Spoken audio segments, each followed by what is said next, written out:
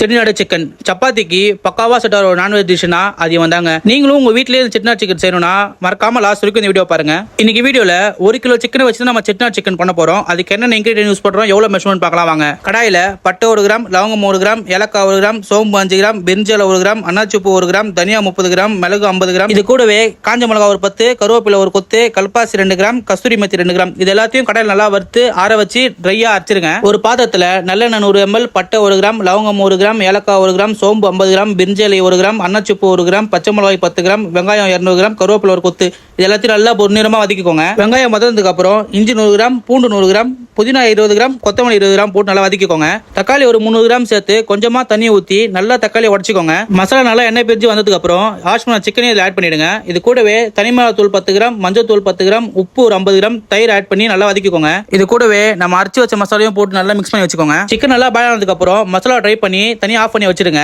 தனியாக ஒரு கடாயில் நல்லெண்ணெய் 50 ml, சின்ன வெங்காயம் 50 கிராம், கொஞ்சோண்டு கருவேப்பிலை, 5 காஞ்ச மிளகா போட்டு மிளகு சீரகம் போட்டு தாளிச்சு இதில் ஆட் பண்ணி பார்த்தீங்கன்னா நீங்கள் வீட்டிலே செய்கிற அருமையான செட்டிநாடு சிக்கன் ரெடி ஆகிடும்.